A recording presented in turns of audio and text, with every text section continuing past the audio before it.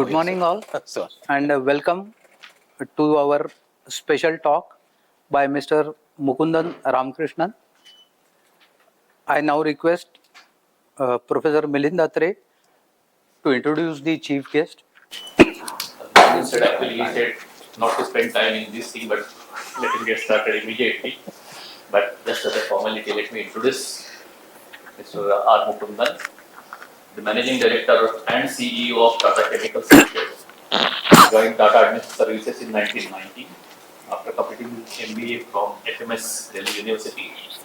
He is a distinguished alumnus of IIT Roorkee, a fellow of Indian Chemical Society, an alumnus of Harvard Business School. He was awarded an honorary doctorate in business administration by SIM University Bhubaneswar, JVS University. With over 30 years of experience at Tata Group, he has held various responsibilities across the chemical, automotive, and hospitality sectors of the Tata Group. He serves industry forums and impact organizations. He is currently president designate of CII for the 25-26. Let me add one or two things. When we had done work on COVID at IIT Bombay and we wanted carbon seals, he was the person who actually made this available from BASF, and we could convert almost 300 nitrogen generating machine to oxygen because of the Tata Consulting Engineer CEO who is in our Senate, and the man behind giving us material and managing that was Mr. Mukundan. During one of the he's on our Monash board also, and during one of the meetings I could say that he has done a lot of work at Tata Chemicals, not lot of work, he has initiated activities of using AI in leadership, and I thought it would be good for us to understand from his experience, although it's not an academic institute like ours, but whatever things that we have done, and today we got 7 or 8 CEOs on the campus, and we are also moving towards some kind of a deliverables, KPI, etc. So I thought his experience would help us. And thank you very much. let me get started. So, firstly, I want to sort of thank you for inviting, thank Uni for inviting me here. Actually, जब भी मैं जरा I'll also go between Hindi, English, everything, if you don't mind.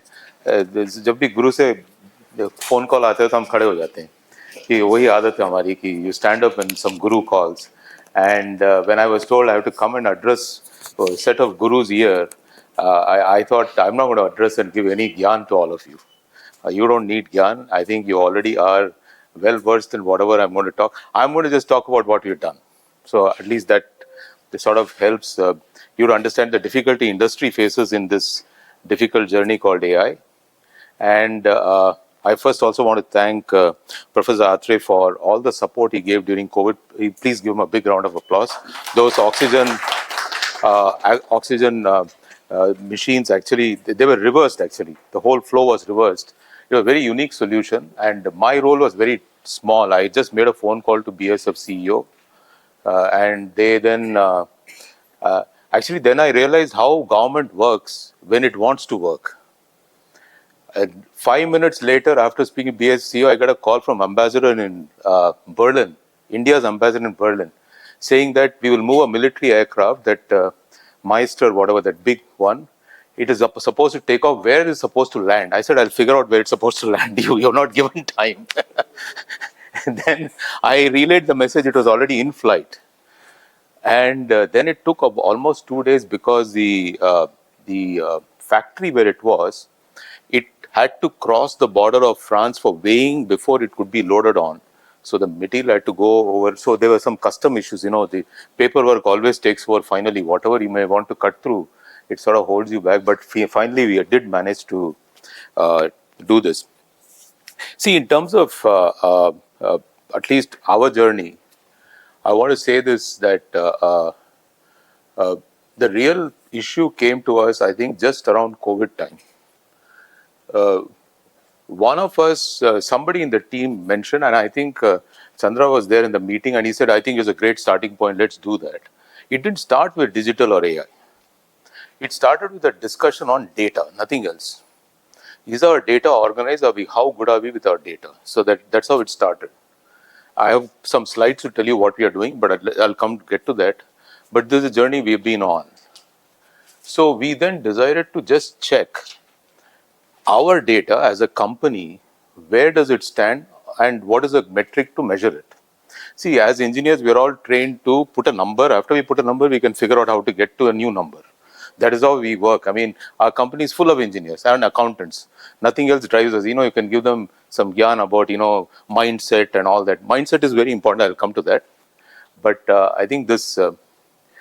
So we did a dipstick 5 years ago, and our rating came 1.75 on a scale of 5. Now, 1.75 is you are in the initial, one is initial steps have been taken, there's, at least data is available. 1.75, it is getting aggregated and sort of, 5 is nobody has done. Today in Tata Group, after, I think 2 years ago, we did another dipstick, we were at 2.5. Actually, we got recognized to get to 2.5 by the group. There was only one company which was at 3, that was Tata Steel. And I think 3.5 puts you in world class. And this is a framework which is available on the net. You can go and see TCS Datom methodology. And this cuts across industry. You can be an academic institution, you can be a chemical company, but it just forces you to look at data in a way that it is useful, it is retrievable, and you can do stuff with the data. I think and if there are missing pieces of data, it tells you where it is, and then you got to put, suppose you need sensors, you need to put sensors. Suppose you need to make sure recording happens, you need to put QR codes, you need to record. That's the basic starting point. Today, in hindsight, I can say, today, why it has been easy for us is because we asked a very different question, not on digital and AI, but we asked the question on data. So as an institution, if you really want to make any big shift, I think you need to start at the foundation. To me, at the foundation of this entire journey is actually getting data maturity. And in that framework, it doesn't matter where you come. Idea is to keep improving. We are at 2.5. We have put in processes because we know why we are at 2.5, because some parts of our company are at actually 3.5. And large parts of the company are at 1.5. They really haven't moved. So we have to lift those which are behind to come to the same level, to get to a point where all of us are on the same level. That is the journey we've been on. But post that, a lot of shifts have happened. I remember 3 years ago, and I was telling Professor Atre, we have this annual retreat where we spend half a day. See, in our company, we actually huddle together whenever we have a issue for half a day, 1 hour, 2 hour. We have freewheeling discussions. And and we do it every year, what to write in the annual report. Because one of the key tasks of a listed company is to communicate what you're doing to the shareholders, because they are your annadata, karta, you're working everything for them. And a day before, my son had called me from Detroit to say, Dad, have you looked at this Chat GPT beta or some version? He said, see what it can do. And many people are logging in. Actually, I logged in, it said that there's a wait list, and morning it allowed me inside somehow. Apparently at that time they were queuing people to get in. And so some thought occurred to me, and I was supposed to go to Juhu, where we have got our learning center. And I just Googled CEO letter to shareholders, chemical industry. That's the prompt I gave. It gave me a letter, then I added Indian chemical company, it gave a prompt, and I added Tata. So I converted the entire thing into a Word document, I took it along with me. So the discussion went on, and now my turn came because I have to write the CEO letter. So I put that up, my team looked at it, they said, it's very good, I think you've done all the work, we don't need to edit anything. Actually, I had to tell them I had actually not even touched it. And to be fair, I think yesterday I spent about 15 minutes. What I put together is actually what we have already presented internally. So a lot of what you're going to see is the sheets which are presented to NRC, presented as a target to the company. So these are all internal documents. I didn't even modify, I just merged them together into one slide, PowerPoint. But yesterday I just thought, let me understand what IIT Bombay is all about. Because I'm going to speak to people who are running the institution. So in 5 minutes, I got financial analysis of your performance. What are the key pain points in the balance sheet? What are the P&L issues? I got it. And in fact, it's in slides. I'll leave it with you. It also has given what tools you already have in IIT Bombay to get onto AI journey.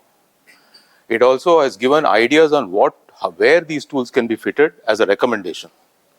So if you already are working, I don't know where it has picked it up from. If you're already on the journey, then I think it's an impressive set of work which is going on. But otherwise, it actually is telling that there is already a lot which is there and it can be built very, very quickly. That's the outcome of what I've seen. Now, let me give two practical example of what has happened to us in terms of after all this journey. We have touchless process now in the company. Many of our process, I can actually be anywhere. I can clear almost anything I need in the company on something called SAP. There's a SAP app in this. I can clear leave. I can clear everything. Gets through that one single app. Somebody has to travel somewhere, and there's a it doesn't fit into the policy. So obviously it's come for approval. So all the workflows are automated fully. And second is that we've got special place where you can get on to meetings. I can see who is available, who is not available. I can ask the query which will say that, listen, at this time, how can you get everybody together? It will give me, this is the spot you can get on to. So getting meetings, you don't need secretary anymore. So a lot of things which now this is able to do.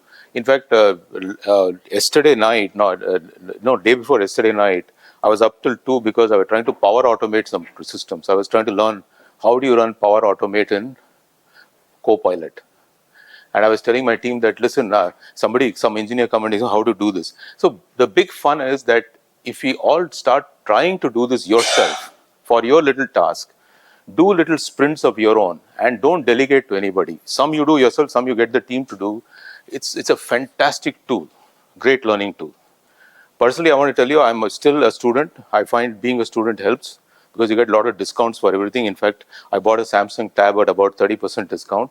So I'm a research student in one of the university. I always register myself to continue to do that. I do it quietly without telling anybody. If I tell anybody, I'm CEO of a company, then there will be halla bulla. I just join as a student and enjoy life. So that's what I do. So I keep trying this in my spare time. So I think I would encourage all of you to try. I think in your own little work, which if you're trying already, nothing like it. I'll just have two sets. One set is about what we've done. I'll walk through that. And the key thing I want to say is that mindset in one way is that the first slide, I just want to say how old we are. Our oldest factory is 1875 started. So that's how old we are. The oldest Indian factory is 1939. So pre-independence. So for an old company to say it wants to be agile in the front, so our oldest factory is 1875, actually is in the forefront of two areas. One is it has got a plant where your eyes are your entry into the factory. There is no one inside. The incoming is without a human being. Even the output, which is liquid oxygen, goes without any CO2. CO2 also is transmitted without any, transported to customers, food and beverage customers, with no person getting off or getting down. They can control that factory from a handset, and they only go into the factory when they want to do maintenance, which is twice or thrice a year. That's it.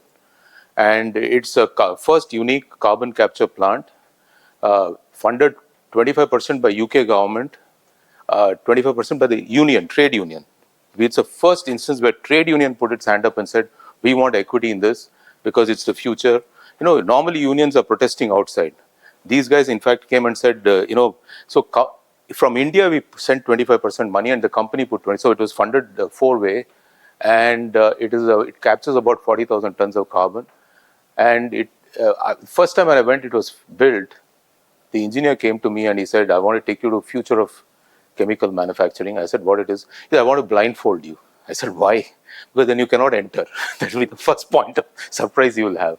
So anyway, I think it was an experience for me. So the oldest plant, if it can make this kind of transformation, I think age of a department or age of a science has got nothing to do with change. And second, I always say, which is, father of our nation, Mahatma Gandhi said it eloquently, that you must be the change which you want to see everywhere else. So I think that's the only way I would describe this. Someone needs to help me with connecting this. Huh? Actually, I can deliver without slide, but I thought if I come to a classroom like this where gurus are there, I must show some work I've done. So this is a site which we have the largest site in India in a place called Mithapur, and it's all salt pans. Basically, it's salt works, and so this sort of tells the way we are approaching it in terms of broadly, and these are presentations we made to the board. So I've just not even edited them. I've just got it exactly. So this was about uh, 2.5 years ago. We had a board meeting, and we sort of wanted to present to them what is the journey we are on in terms of the two journey the company is on. One is to get carbon to zero by 2045. That's one journey for us. And second journey is to make sure that we are fully digitized and we embrace all the latest digital tools across our company, across all functions, across all processes. So really, this is really the two themes that are going to run irrespective of what business we are in. It does not matter what we do.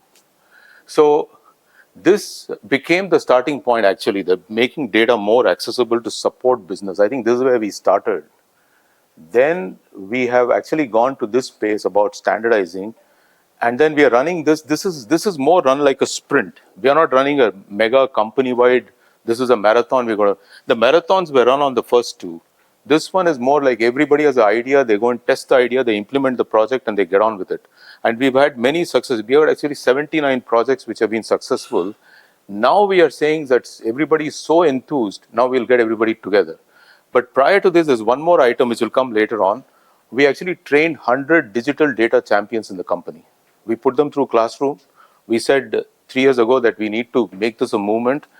Today, we are training 300 people every year. Idea being that in 2 years' time, we'll have everybody through the basic process, which is at least they're exposed. They don't, if somebody makes a presentation, they don't. And the last one is very critical. We had one failure of cybersecurity in our US operation. That was on a third-party application, which we got it last year.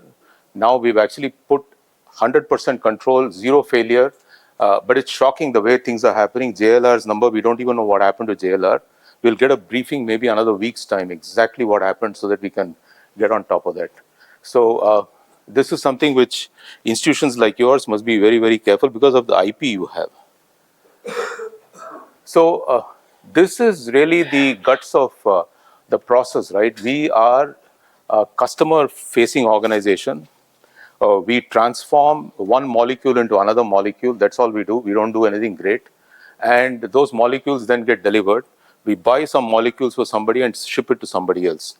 So that's the real process. So we have on the supply chain and the inbound side, we've got one standard system called Ariba. We have gone through several cycles of improvement on this. It was a very clunky stuff, I think, when we started, but today it is like seamless. We actually had a CRM under C4C in SAP. We've dumped it. We couldn't find it easy to operate. And then we went through, and I think there were two which came in the final run. This and Zoho. Zoho is another company whose app actually came out right at the top. But since we wanted an international implementation, we went for Salesforce. We are completely cloud-based today. And the best part of this is that the latency is almost zero. You can almost process everything at lightning speed. So this is really what we've seen is the speed itself has, and there's one common truth, not just in India. When I joined, businesses had different definition of what revenue meant. And each country had a very different definition of what revenue meant. For example, in some cases, revenue would include the freight cost. In some cases, it would have discount added, but discount will be shown separately. In some, it was net of discount. So we actually had to go through a lot of internal thing to say this is what we will all adhere to as one single standard. And all the standards people are adhering were also correct, by the way, from accounting standard. But we had to get it to our internal standard, and there's only one single source of truth.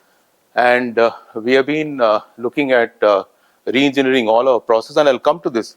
See, one of the things which will become apparent as you go on this journey is, in digitization, roles mean nothing. Actually, tasks mean everything. So you have to switch your thinking from role-based process to a task-based process. It's a very difficult thing to do. I'm a CEO, it's my role, but then I have to break it down to say, what is my task? Am I the best person to do the task? If somebody else is there, that task has to get out of my role itself completely. It will actually make you think very deeply about yourself, because that's another angle. Third benefit of this single source of truth, I told you about our finance team. They were, I think, about 60 odd people. They've lost about 15 odd people broadly. I'm just giving a broad number. But the numbers which used to come on 10th today come on 2nd. None of the people have been added. 2 years ago or 18 months ago, they added 2 agents, AI agents, who do all the work. Today, they only have analysts in the team. They don't have anyone who's doing the normal crunching. These agents are working 24/7, no holidays, they don't take holidays. The accounts get posted. And not only that, now we are moving the entire accounting team from Bombay to Ahmedabad. And we are releasing, in India, about 120 people, 120 roles will be gone by the end of this exercise. Globally, about 250 roles will disappear. And they're all going to get centralized. There's the benefit of centralization. So most of the work, whether it be customer-based, supplier-based, or internal process-based, is going to be done out of Ahmedabad. And if you want to take it to next level, I think is what Tata Steel has done. While we are doing in everything other than main core chemical operation, Tata Steel Kalinga Nagar now can be run from Jamshedpur. And that is the level of latency they've reached. So obviously you want responsiveness very quickly because you're running a process. But I think we're able to now get to a point where you can actually start doing many of the operations which don't need that kind of fast response time remotely. Our final view is that Ahmedabad will be our center, where we will sort of do the entire operation. But that's a final. There's a chart on what is the journey we are on. I'll come to that. So this is what we did when we started the journey. We said that we actually identified use cases, close to about 150 use cases. After training the teams, we said, go back to your plant, get your use cases on the table. What is the saving? We've worked on this, and 70 use cases, 30 million saving. But we started with identifying first 6 million. And these were about 4 or 5 projects which we delivered. And these were tracked. And this is the kind of stuff which is, how do you have control of more granular control? And this was giving $9 million. And if you look at milk of lime, simple process in ammonia still, done for years, all done through, putting some sensors and data, 4 million. So we've got multiple projects like this running. We actually went to Tata Steel, which was quite ahead of us, and then got some trained data models. So you need to train these models because they have to go through cycle of learning. And it's not as if you have the data, it runs. You have to multiple cycle before it sort of builds and says, this is what I need to do. And we have now got a center of excellence at Mitapur. We are hiring computer science graduates, not from IIT. No one comes and joins. There's few exceptions like me who work for this company, but most of them are from the local colleges. And now we're getting people from NIT. Fantastic bunch. The latest GET bunch had people from NIT, from as far away from Agartala and all. And last 3 years, we've had 50%, more than 50% women intake. And they're staying with us. And the women we recruited 4 or 5 years ago, now they're getting married. Now they're saying, can we get a job for my husband? Because they are the main bread earners. So a big shift which is happening. And we've also done a digital value assessment of Green River Mambatu. Mambatu again is a great unit where I think Rockwell helped us to identify, to avoid a quality issue. How do you avoid crystallization of viscous liquid? And how does the initial mother crystal form? And I think they've cracked the problem to putting some sensors and identifying what this process is all about. And we are now taking it to maintenance for predictive maintenance. So this gives you sort of what we did in terms of sprints just to get the team excited that there's stuff available.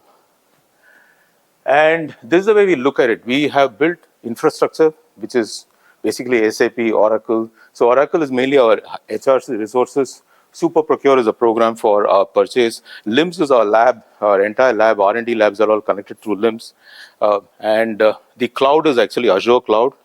And OTON is our cyber network, which we have. So then we have got a data platform. The Data Pulse is a very important platform. This is what we started 5 years ago. We built this entire platform to say we will now put the data in a kind of a stretch. And Synapse and Purview, these are available off the shelf. This is internally built stuff. And then we have built an insight platform, which actually helps us. For example, ESG Compass, this tool not only tells us what is our carbon emission, water consumption, wastewater, and it can tell you on a daily basis, it can tell you on a monthly basis. Our sustainability report comes straight off this.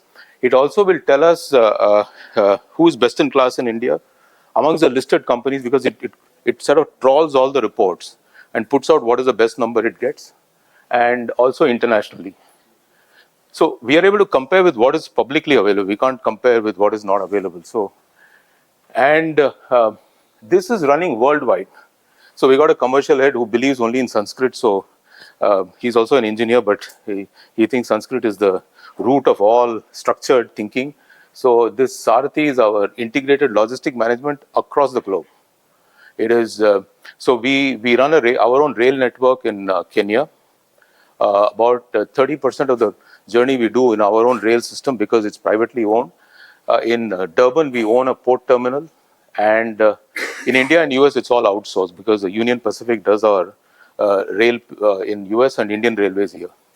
Also, we do port logistics. It's all integrated into one system. It has now handshake and APIs with government, Gati Shakti, everything.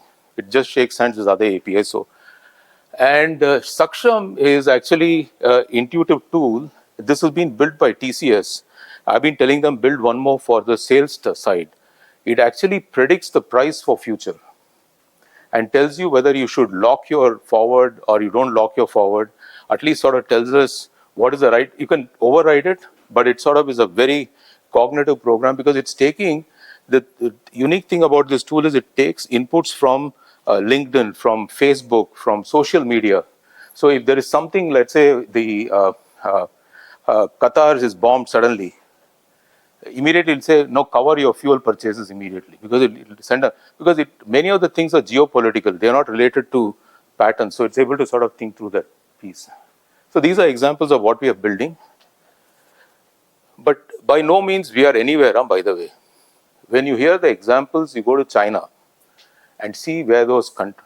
See, today, China, one thing I want to tell you is publishing in research, number one in research, number one in education, number one in quality of what they're developing.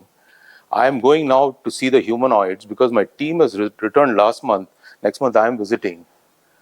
They are saying the humanoids they've now built are so capable. And the price of a humanoid is $6,000. So imagine an AI agent. I told you 2 AI agents are working for us in finance. If I can get humanoids to do dangerous work, I mean, it'll be such a big savior, right? So these are some of the stuff we've done in terms of RPA, which is the robotic UI path. We have a Gen AI. This is something we've done in cognitive. This is built on ChatGPT because this is like you can talk to it. All the maintenance manuals are now being coded inside ChatGPT. So if there is a problem, it's a technician buddy, he can ask a question in Gujarati. It will tell you next step, start from this step, because it identifies where it is, it goes and so we've removed the layer of engineers going and monitoring. So average technician can say it will ask questions. So it's a very interactive tool and it's able to troubleshoot in Gujarati. So we are sort of putting all the manuals one by one for most of the equipments inside this tool. And our major injury and fatality is on road and rail transport. I want to tell you, this is the biggest killer. Inside chemical plant, we hardly have any injuries. But the moment it gets onto the trucks and all, our last 2 injuries were on a truck. You know, one dumper truck got electrocuted because this fellow decided to park the truck and somehow he lifted his tipper and it touched a 11 kV line. If he had sat inside the vehicle, he would have been alive. The fellow decided to jump and gone. And very sad. So what we are trying to do, and we see some of them are outside our plant, we can't help it, but we are very scared what happens inside plant. So we have now got the risk areas, so we are monitoring it remotely. and we're able to sort of use loudspeaker to alert them that don't do all this. So fundamentally, we have created a data office. It's not bureaucracy. This is not a full-time job. This is job of people in each function as they are doing in addition to that, but they are all part of one loop called data office to support. So if you want to do anything with master data in the company today, there's a hierarchy of touching it, because if that gets somewhere tampered with, then you can't run many of these machines. So, and we've got reference architecture which is completed across platforms, and this has been agreed not just in India, across all entities. And the training calendar, this is a critical piece. I mean, this is there are two areas where I think if I don't finish my examination, my performance bonus won't get paid. One is the digital one, other one is sustainability. Within sustainability, we got ethics. So it's a compulsory thing we have to do. It'll keep reminding. What happens is that around March, what will happen? Your computer will stop. You can't log into the system. It'll first say, log into the training program, finish it. Only then you can do your work. So it's like, so these two now have become like, see, end of the day, people are not, see, nobody is lazy. Nobody is postponing. They've got so much work that these things take last priority. But you have to almost enforce it, because this is what creates the big difference finally, because this is what makes you run. So we say sportsmen going to the field and playing fantastic tennis. That's because they've done the training many hours. So we today are able to do our monthly review with everything coming out of data platform. There are 44 projects underway, 500 people then we're building. So this is all.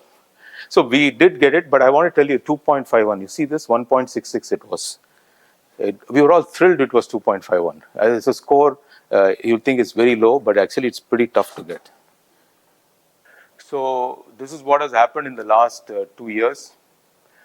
There's a complete stack which has been built. See, one thing I want to tell you, India is ahead. India is so much ahead. The only country which comes partly close to us is UK today, in terms of digitized interactions with government, digitized interaction. US is way behind. I can tell you their income tax filings also, we don't know what they do. Everything is, today, this year, I filed my return in the night. Morning, I get a message that your ITR 3 hours has been approved. By the time I'm driving to office, the SBI check refund has been already sent. Now, imagine government has gone so ahead. Our teams are way behind. I keep telling them, like my team, I've told them this, that if government can tell me if I file at night and by the time I'm driving to office, my refund also has come, how do you have payments pending for our suppliers? I keep telling them, what is this outstanding, what is the fight you're having? Government is not fighting with me. So I think we've got to really admire what our government has done. And this is very critical. Please be very careful of this, because we've had massive disasters. One was Tata Power. Then our own was one in US. And then the JLR is a big one now. And they are after institutions. By the way, there's been a massive jump in the cyber attacks on India. India has been at the receiving end almost, it's 3 times what it was 2 months ago. So I don't know what is the cause of it, but India is really at the receiving end today. And today these attacks are emanating from actually US. We now know, because if you go to that cloud, you can see cloud where the attacks are coming. And it's very clear that what was not a weak spot now has become a strong spot. So there are many people working in the garage doing extra work for us to. And this is something which we haven't cracked. Phishing, this you must do on all the members here, including students, because your weakest spot may be the student, maybe the canteen wala. I think this phishing rate is still 15%, which means people are still opening those mails. And so this is our IT and OT audit report. You see so many reds. So we have said our IT network, our operational network is actually isolated. So this we have to actually build a lot of work. And here you see a lot of, this is about a year ago, but a lot of work would have happened. But this is how we sort of monitor our IT security and art. So there's a clear, and this goes to the board. Every quarter they review this. And for every function, we have got a plan on page. So this is our mantra. You can talk 100 things, but if you don't know what your plan on one single page and you don't know how to execute, it's going to be a problem. So this is the plan on one page for the chief digital officer or chief AI officer, whatever you want to call him. And this is the 8-point program he's on. And these are the 4 core pieces he's working on. And it sort of tells you what it was at the beginning of the year. So, and we are also doing some assessments and stuff like that. And there's a bunch of people who are doing this. If any one of you need more details on this, they'll be happy to talk and what they've done. So this is really what has happened. We have built the core. We are creating a stack for analytics. We are continuing to modernize the infrastructure. We are digitizing each and every function. We are improving cybersecurity posture. We are strengthening the team. We are taking a lot of key hires now. And we are also giving exposure to digital to our users. So what we want to do in future is to even shape the business strategy. We are saying that this digital should support strategy is one. We are saying now digital will shape the strategy, it will go the other way around. And this is what I was mentioning. We are now fundamentally saying we need to be task driven. One of the things we started to deal is that AI agents, you have to treat them like employees. So we now track number of employees and number of agents. Agents are employees because you have to train them, you have to monitor them, you have to treat them like human beings. And we are just sort of pushing the envelope saying non-value added. See, this question will come, who is going to work finally? All work gets done by them. It's a philosophical one. My HR guru keeps chatting with me, but we don't know the answer. But we are saying we'll start pushing it. But we'll reach a point. For example, we said we will not have a worker in our factory. We'll only have managers, right? When I started this journey in Mithapur, we had 3,500 workmen. Today we are down to 500. Actually, it will go to 0 if I want. But my board is so anxious that there must be a union. There must be someone you should talk to. There must be some worker. So they've been telling me don't go below 300. I don't know what that number they have in their head. I don't want to. Finally, when I pushed them, they said, Mukund, you also lost hair, but I've lost more hair. You got white hair, I've got more white hair. Listen to me. So I said, okay, I'll listen to you. So that's what it is. And this is really what we are pushing ahead, that there must be contextual data, and we want to make sure decision planning, execution is all. So today, for example, we have projects around the globe. The monthly review, I get one sheet, but if I click on it, I can actually get the picture of, and sometimes the video of what stage the project execution is in. So it's all available to everybody. In fact, we know exactly. So for example, the pump house in Mithapur is today the key bottleneck. If we can't get the structural strength cleared by Larsen and Toubro, because there's a fight going on between L&T and Tata Consulting Engineer, that their design is right, this design. If that doesn't get resolved in 1 week, we are going to be hitting critical path. So we have that much of data available. At one point, I was monitoring number of welders for my boilers. That's the level of detailing it can give to CU. So it would say 35. So I'd call my guy and say, okay, let's talk to Thermax and figure out, how can we get more welders? Simple negotiation, correct? And these welders are not available immediately. By the way, they're specialized welders. So this is the vision of what we want to say as moonshot in each one of them. So for example, in HR, the moonshot idea we have is that every employee must have a AI-powered career coach. You can go and talk to it. It'll tell you what to do in future. It's going to guide you. And what we want to reach by 2030 is hyper-personalized predictive nudges, inclusion measurable, and reach top employer of the choice. And what is the benchmark? I think we've done some benchmarking. I think Unilever does a great job. In each one of them, we know who we want to sort of push ourselves against. Always good to measure yourself with somebody else and then engage with them. And we talk to these companies. Unilever is one of our biggest and the best customer. And their doors are open for us on many, many items. For example, Unilever, Saudi Arabia and Pakistan have the most inclusive workforce. we will not think that they have, because they've got more women working in these two countries than any other country, not even in Europe. And so they've done some terrific work in many, many areas. It's useful to learn. So this is this is what we have been doing. And you can see here, resistant to change. So this is a big issue always. One wrong process happens, that team will, the person who is resistant to change will actually say, company mein bahut problem hai, company will lose money. All that noise will start. But I think as if leadership is aligned, all this can get through. It's not an issue at all.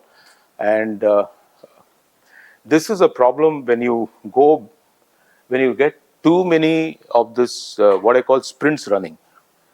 One is to say that you run as a unified, which then creates generally you can't be fast in that. When you run sprint, you can be fast, but you can have a huge amount of technology sprawl. Each guy is buying his own tech, and then you have got a slum all over the place, nothing big. But you want to avoid that. And real issue for us today is the talent gap. And I think finally, this is what we are saying, that this is really what we want to do. Digital maturity level of certification of 5. On digital maturity, thankfully, we are at 3.5, even though on data maturity, we are behind. So it's a very much a problem for many companies. You can be ahead on digital, but you may be behind on data. But you need to keep fixing the data piece. So I'm now going to what the function does now. So this is the company doing. Now we are going to say the support team which does all the work, what do they do? Because you will need to build a support team for this. And so they fundamentally manage the infrastructure, they fundamentally defend the cyber security, they actually manage and maintain the data office, and they're running the the initiatives, and they look at core application. This is their job. And this is the way they measure their scorecard. So this is my digital team scorecard. So and this is cleared by the board. So for example, they will have future ready workforce, robust digital center, and they're saying there will be 10 full-time gurus inside the company who can actually lead the company with knowledge. And this is our real challenge now. Data maturity, get to 3. We are not even saying go more. We just want to hit 3 first. And then, and this scorecard, we actually, our all functional scorecard are part of the board presentation every quarter. So these are the kind of, so this is the report which he presents to the board. So what is the status of, so the 6 sales processes are now a work in progress. Finance is more or less done. Now sales is doing it. We've had a software out of UK which we are rolling out globally for safety. And a lot of this actually is, what we learned in school and college, multivariate analysis, nothing major. So this is, Vikrant is our digital head. I would have brought him today. Unfortunately, he had to undergo operation yesterday, so he couldn't come. Ideally, I would have wanted him to be here. You could get him, and he's actually supporting some of the NGOs on their digital journey. There's an NGO called Akansha. These guys actually treat what is known as clubfoot. And this needs a shoe to be put at night for the children. Their walking pose, it's not polio actually, it is curable. And because children keep growing, every year you have to keep changing the shoe size and the attachment size, and you've got to monitor that remotely. And they've got huge amount of people who come in and then who leave. And he's now been working on building a digital system along with HP in terms of how do we sort of deliver a solution to them. So a lot of work they do. Very unique things come to us, and then we sort of help. So this is really where we are. And in terms of target and comments on performance, you can see there's this build organize 5%, 300 employees be trained, 250 impacted already. So he's got to get to 300. So this is how we are measuring this person who's heading it. And this is again, I think it's everybody can design their own. So this is really what I thought I'll just share with you, our journey. No, we are still on the journey. So I think we are as good as the last security breach we end up having. And this is what I did. I just want to share one slide with you. Maybe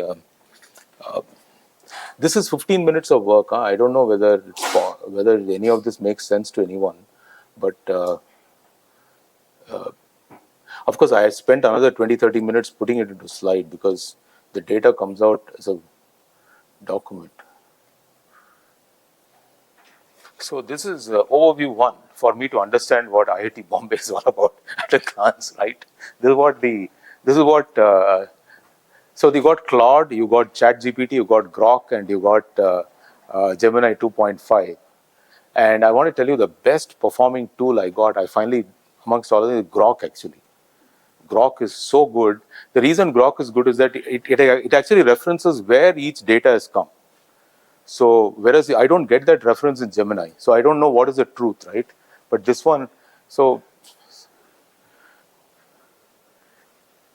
balance sheet 31, robust growth, asset liability 12%. I don't know all this. And then Motilal Oswal gave some donation. So this sort of gives that a glance, a quick. So if so, one of the things also has happened as CIA, you have to go to minister suddenly out of the blue. You don't know the minister. So I asked, for example, minister of I flew to Iceland with no briefing to join something called Arctic Council. I had no idea what Arctic Council was. I was just told, please land in Reykjavik, and took whatever flight was available, landed there. And then nobody gave me any paper, so I went and asked Arctic Council. Then this minister was landing, and their prime minister was going to be there. So I just asked, what are the 5 questions I can ask them? It gave me a printout. I took the printout, and I had a fantastic conversation with both of them. They all thought that, but you know, this is a savior. Many times when you don't have, so this is what. Also do it for you. Maybe they do. It doesn't matter, but life becomes simpler then. It releases a lot of time at the end of the day. I think that is what it does. So this is what it said in terms of various centers on AI. What is already there? I'll leave this with you. So actually, one of the things we learned in our training was it is not about the key thing about the tool is what kind of prompts you can do. Getting trained on the right prompt is actually more important than that. Querying has to be. So since this was about administration, I asked what can we do in administration. So it sort of gave various items starting from admission, student service, resource, financial alumni, academic administration. It also actually it gives you IIT Bombay context in each one of them, and what are the generally used platform, and how do you measure the impact? For example, alumni fundraising, you can say if you more targeted outreach, can you increase fundraising by 25-30%? It sort of even tells you that. And this is about what you're already doing, IIT Bombay specific in terms of AI adoption. It also is given a recommendation. Now, I said, what about leadership? What it can do at leadership, right? It gave a very different answer. So, strategic planning, decision support. So it says deans can use predictive model prioritize funding for high impact department. So I don't know how we're going to do it, but it is recommending some of the things. Dean of Student Affairs could use Bharat GP to automate response. So this automating response, I want to tell you, we had the Starter Technologies IPO. This is a real live thing, how you need to run on the fly. So when this IPO was announced, usually the shareholder queries come to the secretarial department. Secretarial departments usually have 5-6 people. But this IPO was a massive success because all the Tata Motor shareholders were able to apply. Tata Motors is a large shareholder. This company itself, Tata Technologies, is very small. So first day they got inundated with something like 10,000 queries coming to them. So they made a random phone call to say, all Tata companies send your secretarial department. We are now. So they set up a center where almost 10-20 of us rushed our entire department to support them because this was a peak period. Next day, they realized they can't cope with this. They called the digital teams. They sat together. By evening, they had delivered 2 agents. one agent which would sort the queries, which could automate reply, and those which it cannot, and it sort of puts it in another bucket. And then they created another agent to check the quality of this agent, to say that is this agent working fine or not. So by the third day, we were getting close to 20,000-30,000 queries. The responses were almost immediate. The moment you asked the query by email, the shareholder was getting, in fact, some of the shareholders called and told us, this is great responsiveness, even better than normal times. But really, it tells you what you can. So this was a moment of crisis for us. Same way, Starbucks today sends out, a suggestion for the day if you're a regular customer. Now it is able to track your persona. It is able to change your persona depending on where you travel, and is able to sort of modify and have conversation with you. And it will sort of start by saying, I know you're feeling low after a long jet flight. Maybe a strong mocha would help you. And then has Starbucks near you. So it sort of sends. It is now learned a lot. So these engines are learning. So this is a set of stuff which, and we use it. Actually, our entire compliance today is automated. By the way, we have basically a compliance report comes out of the system, and nobody needs to check it, and it's run by. In our case, actually, Ernst & Young is running it. There's a Deloitte, so they've given a tool which has completely eliminated use of people.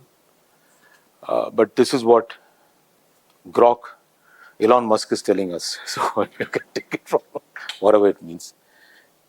So these are all stuff which already are there, by the way, in IIT Bombay. So it's a lot of stuff already is there. So you have I'll leave this with you, right for you, sir, as a gift. Great. Thank you. So that's all I had to say today. I'm happy to answer any questions on it. See, you must be having a lot of legacy softwares. Particularly, see, process automation has taken much before this started. So how did you integrate? For example, Honeywell has a entire SCADA system, and then a lot of data is coming. So you talked about the management layer. So automation. I think how did you? If you look at integrate? Honeywell, for example, or any operating system, DCS system which we have, you have to build something called a historian. Yeah, there is a historian. Once you build the historian, then you can talk, and then you may still have shortfall. For example, when we're doing the ammonia still or doing the carbonation tower, we had to buy sensors. We had to put additional sensors. We had to get additional feed into it. So it is not as if you think of an idea, it gets delivered. And then you have to build a model. You have to build a mathematical model to control it. And then you have to train the model on the data which is coming. Almost 6-7 months it takes for everything to mature. Only then you get to see the range. See, all we know is that there is a fluctuation in operation, and if that zone can be reduced, you can save money. We know that engineers. No. My question is a little different. How did you manage integration with legacy systems? See, because you'll be having legacy software systems internally developed, which is what we have in many cases. So how do you integrate a legacy system? We took a call some time ago that we are going to dump everything. Oh, you dumped the legacy system? We've thrown everything out one by one. We just simply said we are not going to live with. So, for example, hospital management is the latest one which we are saying, we internally designed. We are saying there's something available off the shelf. Because, see, today the biggest weakness you're going to have is not that you want to integrate. You will not be able to protect it from cyber attacks. Yeah, but data historian for a process plant, you can't do away with it. It's controlled. No, that is there. So, but then our management systems. Our OT, for example, today, operating technology is isolated from internet. Okay. It is not still linked to internet because of that fear. Yeah. Once it goes to newer systems, and there also we are sort of upgrading the system step by step. This is just a curiosity kind of question. I am Associate Dean of Students Affairs, and Dean of Students Affairs is also sitting there, Professor Surya. So maybe I'm sure that he will also relate to this question. And towards the end of your talk, you emphasize on the need of Chat GPT or this Bharat GPT to basically address the students' grievances. Could be a tool, I said. Yeah, could be a tool. The curiosity is that while we need to actually take some definite strides towards that direction, don't you think that with students, when we have students from age group of 16, 17 to all the way to 30, 32, that element of human touch would go away? Because what See, I fully agree with you. So I think you're raising a very fundamental point. It can be very unnerving, I want to tell you, completely unnerving. So we used to have what is known as the mood of the company survey. This used to be a dipstick where randomly people would be asked 3 questions when they entered the office. Nobody knew when the survey was going, and we would get the mood of the company. Suddenly, they decided that Anamika is a lady which will be virtually appearing on your screen to ask questions. Suddenly, she will appear, and then you don't. So, first time it appeared, I thought I'd been cyber attacked. I called my IT department to say my laptop will take away. Huge cyber. They said, no, it is actually a system is working, and we are testing it on few people. You are one of the guinea pigs. But you get through that, because in any case, so you need to do both. You need to have intimate people touch. So I think it's very tough to get the balance right. Now, by the way, I want to tell you, we went to work from home. Then we said, I was the only guy going to office, by the way, every day. I used to go there because I said my factory is working. I will go to Bombay House, even in an empty Bombay House. And in Bombay House, I think many times I used to see Chandra also used to come. So only the CEOs were coming, and it was a risk we were taking. But when we reopened, we said that, listen, I think you can work from home or you can work from office, flexible. That's how we reopened. Then finally we came to a point, it'll be 2 days you can work from home. Any choice which you want to do, but speak to your supervisor. But many departments are against it. They're saying few people are merely enjoying, many people are coming. So that's another issue which has crept up. Also, the youngsters, when they come, before they get embedded into culture, I think they feel the need for being in the office more than the people who have been. See, it's like I've been working with someone for 10 years. I can just pick up the phone to Unni and say, Unni, ye kar do. Unni also knows where I'm coming from. But if I'm new, Unni is fresh, both of us would want to come and understand the culture. So culture building is an issue which we have to deal with. But lastly, I want to say is that youngsters are very different. Yeah. My son doesn't read physical newspaper, but he knows instantaneously what is happening more than I know. I don't know how he gets it, but he gets it. But at the same time, these kids are very different. By the way, he doesn't use Kindle. He'll buy a paper book, because he tells me, when I want to read that, I need to have the smell of paper. I don't know what kind, but they're very unique each. Yeah. But these kids are digital natives. I think we need to be. You have to encourage them. I want to tell you, there's this guy, a young engineer who joined us. So I will go to the factory. There's a big diversion. How this triggers a lot of movement, by the way. So he came hesitating to me to say that I've done work in my off time. Can I just show it to you? So he just showed me, put his phone down. He says, I've diligently gone through company with my phone with permission of my boss. I have actually mapped the entire airline circuit of our company. And if you want to have a safe shutdown of the compressor, air compressors, I know the sequencing which has been done, and this tool I've designed can monitor it. This kid had done in his spare time. So in fact, I said this guy is very passionate. We sent him to the Center of Excellence. But you will find people who are so enthused by doing all this sort of work. Yeah. I'm telling you, you have a big advantage. Yeah. Companies don't have. We have 25, 30 people who are young who join us. The rest of us are all, dinosaurs who are sitting, who probably need to be shot and thrown out, but what to do, we are there. Agents do everything, what will people do? Is the same question that bugged me for the last 3 years in terms of using ChatGPT, is that if ChatGPT does everything, then what will students learn? From an academic point of view. And finally, this year, I bit the bullet and started using ChatGPT in my course. And what I realized is that, obviously learning is one of our goals, but solving and questioning is also a very important thing. And with ChatGPT, the students need to develop a more skill in asking the right question and guiding that tool to give them the right answer, which I think will become very critical as we go forward. And I don't know what is the right thing, but I have been. So you should talk to Chandan in Indian School of Business in Chandigarh. He's part of the Munjal Manufacturing Center. I think he would know Chandan well. Actually, Chandan has put on LinkedIn the first class which has been done only by digital professor, including first he started with breakout sessions. Only the breakout session digital professor will do, and it took a score of the students of their experience with digital professor versus physical professor. Students have rated the digital professor more. Yeah. You must be surprised by this. In fact, he was shocked by the outcome. So it now an additional tool for him. So Yeah, yeah. he sort of. So we don't know where it's going, but I think Correct. he did speak about it. So really, I don't know what. Yeah, I think that's the question that's going to. But books he always buys and read. He also sells the book immediately once he reads it. I told him, why do you want to sell it? Keep it with you. He said, no, I don't want to waste space. So the point what I want to ask you is, we get together. We actually get close to 1,000 emails a day. When we have taken over 2 years back, we went slightly one step back. We said, okay, no email business. You give us a letter. We'll promise that we'll address you on the same day. And we are able to keep the promise for the last 2 years. So any issue that comes to our office will be addressed. We go home only after all of them are addressed. Then over a period of time, what we realized is, or what we have learned is, they don't write the letters on their own. Everything is coming from some AI tool. It takes a lot of time for us to figure out what is the problem, because we have to read the whole letter to understand. Then we moved one step back, say that, okay, handwritten documents only. They write only 2 lines. It's easy for us to read, address the problem. Because the moment you say handwritten, they don't want to write all the story about they were traumatized and all. They don't use those words. They simply write, this is my problem, I need help.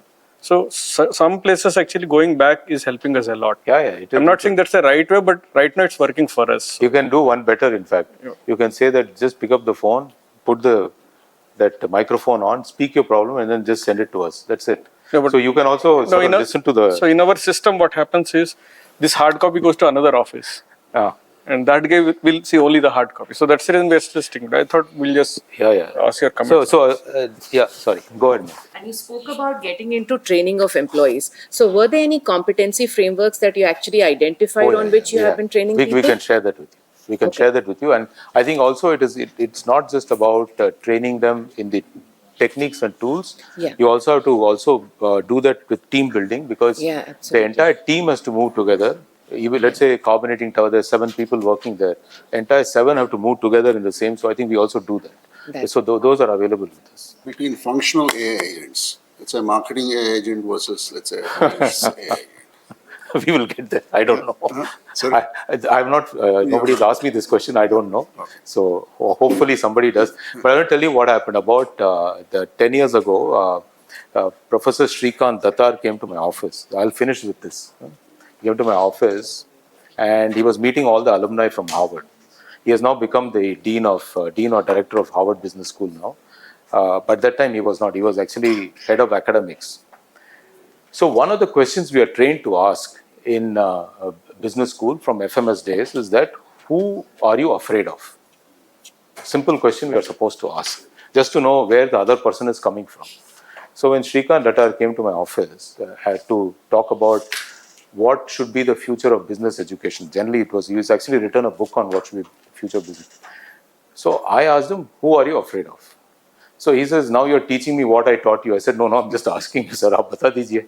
And the same question, for example, when we were in Tokyo, we asked Sony CEO, and Sony CEO took name. This is about 15 years ago, Samsung.